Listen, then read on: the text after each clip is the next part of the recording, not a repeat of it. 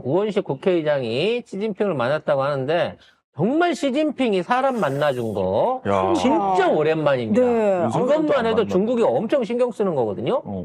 국회의장을 만났어. 그러니까 이거 저도 되게 사실 놀랐어요. 왜냐면 시진핑 주석 만나는 게 하늘의 별따기여가지고 예, 이게 쉬운 일은 아니거든요. 심지어 자국 내에서도 지금 시진핑이 지방 순찰이나 이런 중요 회의 같은 데를 본인이 안 나가고 있어요. 그래서 막 건강 이상설부터 그리고 퇴임 압박설 온갖 얘기가 다 있는 거거든요. 제가 항상 이런 국가 정상 찍히는 사진을 잘 봐두라고 말씀을 드리는데 예전에 토니 블링컨 전 국무장관이 그 시진핑 만나러 갔을 때 긴 테이블에서 시진핑 주석이 상석에 앉고 토니 블링컨을 이렇게 옆에 그러니까 하석에 단차를 두고 앉혔단 말이에요. 근데 지금 보시면 아시겠지만 동등하게 앉았습니다. 이 정도면 대통령 대우해준 거 아닙니까? 국가 정상 대우를 해준 거라고 보실 수 있어요. 왜냐면 실제로 시진핑 주석 잘 이렇게 안 앉아요. 사진 찾아보시면 아시겠지만. 각이 약간 비틀어져 있죠. 김건희 사진처럼 센터로 시진핑이 가 있고 약간 사이드로 몰려 있는 건데 요 정도면 거의 동등한 입장에서. 동등하게 해줬다라고 볼 수 있을 만큼이라 참 큰 환대라고 생각합니다. 문제는 왜 그랬냐는 거지. 왜 그랬을까? 한한령 해제를 해주고 싶어서는 아닐 거라는 거지. 아니 근데 얘네가 넷플릭스 한국 드라마 오징어 게임 보고 싶어서 이렇게 해주진 않았을 거예요. 이 자리에 가서 한한령 얘기 꺼내기 좀 아쉽지. 준비가 좀 덜 된 것 같은 느낌이지. 아니, 뒤로 그리고 얘기했겠지, 다른 얘기. 그러니까 저는 왜 언론이 자꾸 한한령을 이렇게 뽑는지 모르겠는데 중국의 공식 입장은 뭐죠? 우리는 한한령을 한 적이 없다예요. 근데 왜 이 모양이야? 한 적이 없다예요. 그들은. 그러니까 근데 다른 지들이 얘기를 알아서 하는데, 하더라. 뭐 이런 딴 식으로. 얘기를 했는데 이렇게 뽑는 거야. 그게 필요한 거죠. 그래서 사실은 이게 중국의 아킬레스건이 드러났다라고 하는 차원에서 중국이 우리한테 사정사정할 건이 생겼다라고 봅니다. 그게 뭘까요? 저는 중국이 우리한테 약점 잡힌 게 약점 잡혔습니다. 뭘? 뭐가요? AI 반도체. AI 반도체. 예. 지금 혹시 딥시크와 관련 그렇죠. 있나요? 이 중국이 딥시크를 50억에 개발했다 그래갖고 미국 애들이 다 개쫄았는데 알고 봤더니 6천억 들여서 개발한 거고 지네가 자체적으로 프로세스 생산했다 그랬는데 요것도 알고 보니 엔비디아 칩 훔쳐다 쓴 게 드러났단 말이에요. 그래서 지금 미국이 뿔이 나갔고 왜냐면 엔비디아가 완전히 빡이 돌았거든요. 그 이 소문 한 방에 한 800조 원이 없어졌어. 예, 주가가 주가에서. 하락이 쫙 됐죠. 회복도 안 돼요. 그래서 지금 AI 반도체를 포함한 모든 최첨단 반도체를 중국에 수출하지 마라! 라고 지금 동맹국들한테 다 얘기를 한 거죠. 이렇게 되면 사실상 AI로 미국이랑 겨뤄보겠다라고 하는 중국의 꿈은 한 방에 날아가는 거고요. 이거가 단순하게 뭐 경제적인 영향을 미치는 게 아니라 군사적으로도 그렇고 앞으로 대외적인 경제 수준 내수에도 막강한 영향을 미칠 약점을 잡혀버린 거야, 쉽게 말하면. 싱가포르로 우회로 들어갔다라는 얘기가 있어서 싱가포르도 아마 이제 제재를 네. 받을 것 같아요. 그래서 지금 이 AI 반도체를 직접 생산할 수 있는 국가가 전 세계적으로 따져놓고 봤을 때 실전으로 가능한 국가가 대한민국밖에 없어요. 인텔하고 대한민국밖에 없습니다. 더군다나 양산 체제로 가자라고 덤비면 대한민국이 세계에서 가장 뛰어난 AI 반도체 생산 기술을 사실상 설계 기술을 갖고 있다라고 평가가 되고 있습니다. 따라서 미국도 중국도 AI 경쟁을 하기 위해서는 거의 무한대에 가까운 AI 반도체가 필요로 하는데 이거를 생산해 줄 수 있는 국가가 내지는 기업이 대한민국과 삼성 그리고 하이닉스다라고 지금 그림이 그 그림으로 가고 있는 거예요. 그러면 시진핑은 이재명 대표를 만나고 싶었던 거네? 그렇죠. 왜? AI와 AI 반도체에 대한 투자 그리고 이 부분에 대한 전망을 2년 전부터 얘기해온 사람이 이재명 대표였기 때문이죠. 근데 이재명 대표는 네. 그냥 국회의원이니까 만나기는 좀 그렇고. 그렇죠. 그러면 민주당의 제일 높은 사람이 누군가 보면은 오원식 국회의장이. 그래서 지금 얘기하고 있는 게 FTA 서비스 투자 후속 결정. 요거는 이제 한국이 생산하는 모든 그 AS 이런 것, 이게 문화 콘텐츠 등을 하겠다는 거예요. 그럼 이제 이재명 대표는 요구하겠죠. 지금 그러니까 역사 왜곡부터 시작해서 우리 한복이나 김치껏 니들이라고 하는 거 뭐 이런 것들 전부 다 원천 무효해라 라고 얘기하는 거고, 그 다음에 공급망 안정, 친환경 로봇, 이런 부분에 있어서 AI 반도체와 더불어 또 하나 지금 우리나라가 미국을 따라잡은 테슬라를 뒤집어 버린 게 우리나라 로봇 기술이거든요.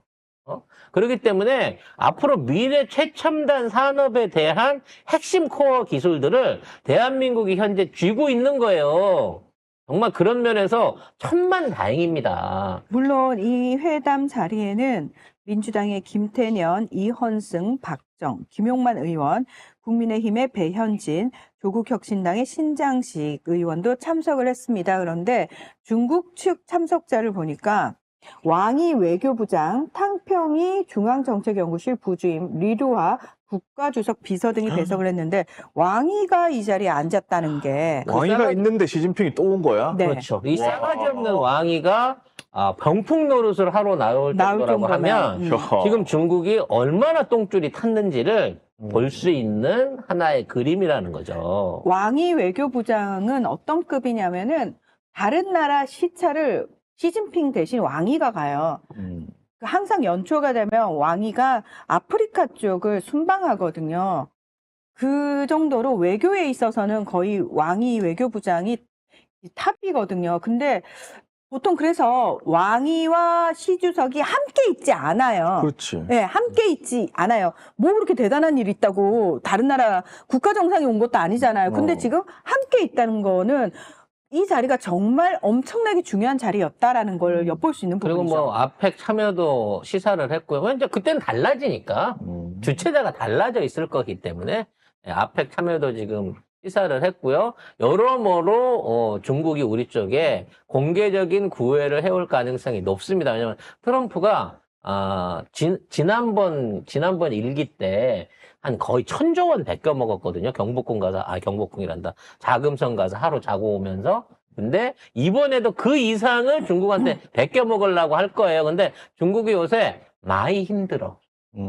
중국의 뭐 요 얘기는 조금 길게 나가는 건데, 지금 중국이 시진핑 정권 위기론을 맞고 있습니다. 이게 뭐냐면 세 가지 부분에서 지금 위기론이 오고 있고, 올 5월 달에 시진핑이 권좌를 내려놓고 이선으로 후퇴할 수 있다라는 전망들이 나오고 있는 경우에, 첫 번째가 뭐냐? 가장 중요한 시진핑의 건강 이상설입니다. 실제적으로 시진핑이 지금 굉장히 안 좋은 상태다, 몸이. 그래서 심장병을 비롯해서 각종 지병이 지금 발병을 해가지고 사실 오늘 내일 하는 상태다라고 하는 게 1번인 거고, 두 번째는 군부가 시진핑의 말을 듣고 있지 않다는 거예요. 그러면서 중국 안에 있는 권력 서열들이 지금 다 무너지고 있다는 겁니다.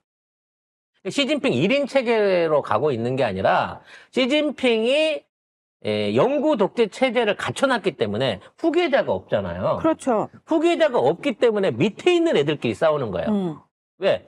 시진핑은 죽어야지 뭘 건 자리를 내려놓을 놈이기 때문에 죽기 전에 내가 넘버 2인지 넘버 3인지를 가려야 된다는 거죠. 그래서 시진핑의 측근 비서실장과 지금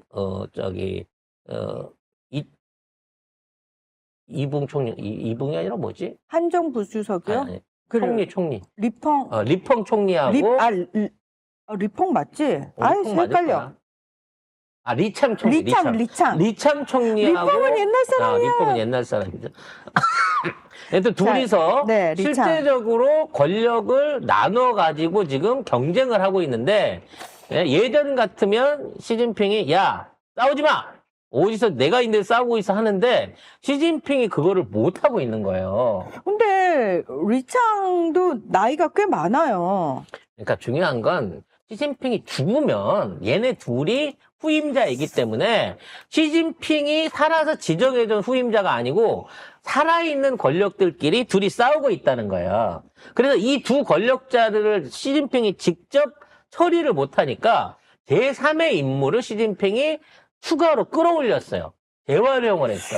그게 후춘화입니다. 아, 후춘화. 그래서 지금 아까 리창과 후춘화와 후춘화. 타이치 이 세 사람이 지금 중국 내부에서 권력 투쟁을 강화하고 있고 그것 때문에 사실상 이게 중국 권력이 3분할됐다라고 하는 얘기가 있어요. 그러니까 후춘화가 사실 지난번에 중앙정치국 위원 25명 명단에 못 들어가지고 실각된 줄 알았죠. 실각된 줄 알았죠. 근데 돌아왔어요. 근데 얘네들의 역할은 시진핑을 보좌하는 게 아니라 리창과 차이치를 견제하기 위해서 돌아왔다는 거지. 문제는 이 셋이서 연락에 싸우고 있는 상황인 거고 이것 때문에 시진핑이 이 세 사람한테 잘못하면 권력을 물려주고 이 선으로 물러날 수 있다는 얘기가 나오고 있습니다. 가장 큰 원인은 뭐냐면 지금 중국의 경제가 개망했기 때문이에요. 즉 과거에 뭐 장쩌민도 그렇고 후진타오도 그렇지만 국가 경제라고 하는 게 사실은 공산당의 경제이기 때문에 공산당이 모든 돈을 쥐고 움직일 수 있는, 휘두를 수 있는 그런 막강한 권력을 갖고 있습니다. 4대 은행이 다 공산당한테 속해 있고 중국의 상장 대기업의 50% 주식 이상을 공산당이 갖고 있는 게 사실이니까 문제는 지금 중국에 보이지 않는 국가 부채가 2경을 넘었다는 거예요. 한국 돈으로. 2경을. 그리고 이 부채를 지금 감당을 못 해가지고 쉽게 말해서 공산당 간부들의 주머니가 말라버린 거예요. 그래서 이 부분에 대한 거를 경제적인 문제를 지금 시진핑이 단기간에 회복해내지 못하면 시진핑에 대한 지지가 다 무너져 버린다는 거예요. 그럼 중국이 지금 있는 상황에서 이경이는 엄청난 부채를 가지고 있는 상황에서 할 수 있는 게 뭐냐? 옛날처럼 철강에 운동화에 막 쓰레빠에 뭐 이런 것들 생산 아니란 말이에요. 중국도 마지막 희망이 뭐다? AI라는 거예요. 그래서 여기에 대한 모든 해결책을 가까이에 있는 대한민국이 쥐고 있는 거기 때문에 시진핑이 지금 올해 안에 실권을 안 하려고 하면 한국에서의 AI 반도체 공급망을 어떤 형태로든지 확보를 받아야만 걱정 마! 내가 AI 해갖고 중국 경제 되살릴 거야 라고 약속했던 것들을 해결해 나갈 수가 있다는 겁니다. 그러니까 아니나 다를까 왜 중국 부동산 거품 제대로 잡겠다고 어마무시하게 건설사들 때려잡았잖아요. 네. 지방 정부도 다 때려잡고. 근데 사실은 그것 때문에 난리가 났거든요. 근데 올 초에 어떤 보도가 나오기 시작했냐면 이 부동산 부분이 점점 그러니까 그립을 이렇게 쥐고 있었는데 갑자기 이 그립이 풀린 느낌의 기사들이 막 나오기 시작했어요. 이런 거에 우리나라 전세 사기랑 똑같은 겁니다. 우리나라 전세 사기로 피해를 본 사람들 수천 명이잖아요. 네. 근데 이 전세 사기를 일으키고 여기에 동원됐던 아파트들은 누구 거겠습니까? 돈 많은 사람들 거죠. 당연히. 그래서 전세 사기 문제가 해결이 안 되고 그게 묶이는 순간 그놈들의 아파트가 묶이는 거예요. 그럼 중국에서 미분양 사태가 생기고 뭐 사기 분양 사태 생기고 미입주 사태가 생기죠. 한 1,000만 명 정도의 미입주 인원들이 있다고 칩시다. 그럼 나머지 9천만 동은 누구 거겠어요? 당간부들 건 거예요. 그렇죠. 부자들 건 겁니다. 그러니까 겉으로 보이는 부분은 시진핑이 눈에 보이는 부분이잖아. 왜? 아파요, 당했어요, 사기당했어요 라고 얘기하니까 얼만데? 1,000만 채요. 야, 그거 그냥 돈으로 부벼 라고 했는데 아니요, 근데요. 지금 말 안 하고 있는 간부들께 9천만 채가 더 있는데 이것도 비벼버릴까요? 그러면 그 사람들이 시진핑한테 충성을 하겠습니까? 안 하죠. 지금 그 상황이 와 있는 거예요. 왜? 그동안은 맘대로 은행에서 돈을 꺼다 썼어. 그러면 계속 수출이 돼갖고 외화가 들어와서 그걸로 커버를 해줬거든. 그러니까 마이너스 통장으로 물건을 만들어 팔아서. 윤석열이요? 윤석열 아니, 얘기죠. 시진핑이. 이 새끼가 중국이 하는 짓거리랑 똑같은 짓거리를 중국은 했네? 물건이나 만들어서 외화나 벌어왔지. 이 새끼는 고래 구멍에다 고래가 아니라 상어 구멍에다 다 꼬라 바른 거 아니에요. 대왕고래. 대왕고래는 고래인데요. 요즘 고래 상어라 그래서. 아. 그쪽으로 기름이 다 흘러갔대요. 마기상어. 네, 마기상어. 네. 아무튼, 왜 이렇게 맨날 틀리는 거야? 아무튼 중요한 건 중국이 지금 처해 있는 경제적 문제는 우리가 파악할 수 있는 거는 10%도 안 돼요. 그 뒤에 막강하게 숨어 있는 검은 돈들은 다 시진핑 보러 책임지라고 말하고 있는 거죠. 그 그림자 경제의 규모가 실물 경제를 이미 몇 배를 뛰어넘었죠. 뛰어넘은 거죠. 그래서 그 그림자 경제를 쥐고 있는 애들이 시진핑한테 나라 맡겨놨다가는 내가 가난해지겠다라고 생각하고 있다는 거예요. 내 돈이 그림자처럼 사라지겠네. 그렇지. 그래서 시진핑이 굴복을 할 수밖에 없는 상황으로 가고 있는 거고, 시진핑이 됐든 그 다음 세대가 됐든 중국의 경제가 다시 살아나기 위해서는 외계인하고 수출할 거 아니면, 화성에다가 수출할 거 아니면 한국의 AI 반도체와 기술이 반드시 필요하다는 겁니다. 우리는 이 호기를 절대 놓쳐서는 안 된다는 거죠. 어쨌든 그 국회의장, 그러니까 우리나라 국회의장하고 시진핑 주석의 단독 회담은 2014년 박근혜 때 정의화 당시 의장에 이어서 11년 만입니다. 박근혜 만나기 싫어서 정의와 만난 거야? 긴 거리를 돌아왔네요. 아직도 시진핑이, 그때도 시진핑, 지금도 시진핑이라고. 그러지 말아요. 푸틴은 김대중 대통령 때도 푸틴이었어요. 내가 대학생 때 푸틴이 대통령이야. 야, 대학생 때도. 진짜 대역이 한 3번은 바뀌었겠다. 자, 아무튼 이 자리에 배현진이 갔다고 하는데 아마 제가 보기엔 배현진의 마지막 해외 수행이 아닐까 싶은데요. 김정수 여사 관련한 그 인도의 사비 방문 뭐 이런 거에 대해서 무혐의가 나왔습니다. 검찰이 무혐의를 다 했고, 결국에는 이거 정치 보복인 거잖아. 뭐 인도에 뭘 했니, 뭐 어디서 뭐 고가의 옷을 입었니, 그게 다 개구라였던 거예요. 이 윤석열 검찰도 이걸 인정 안 하는 거야. 그래서 저 옷이 김건희처럼 자기 집에 있을 줄 알았는데 아휴. 자기 집에 안 있었고요. 그래서 네. 가짜를 넣고 진짜는 지가 갖고 있을 거야 그랬는데 진짜가 맞았고요. 공식적인 비용을, 공식적인 초청이 아니라 다 나라 비용이 들어갔을 거야 라고 하는데 예비비를 지원 공식적인 초청에 따른 비용 인도가 부담한 거 확인이 됐단 말이죠. 그랬더니 배현진이 아니 영부인은 자기 돈으로 해외 갔다 와야 되는 거 아니에요? 이렇게까지 개소리를 하고 아니 그럼 너 지금 중국 갈 때 네 돈으로 갔냐? 그러니까 너 우정 활동 그럼 네 돈으로 해? 검찰은 인도 정부가 김정숙 여사 방문을 먼저 요청을 했고, 그 다음에 문제로 지적됐던 그 명품 재킷도 반납이 됐어요. 확인이 됐다.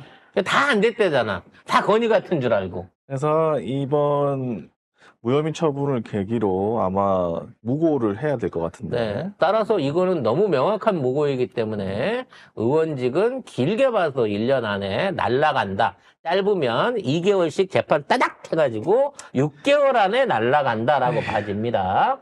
중요한 건 또 이런 기사는 기레기들이 대서특필 잘 안 안 쓰죠? 해요. 잘 안 써? 잘리고 소문날까 무서워하잖아. 아니, 이거. 그 울산 그 고래고기 그 관련한 황운하 의원 송철호, 예. 송철호 의원 네. 무혐의도 안 안 나잖아요. 나오잖아요. 네.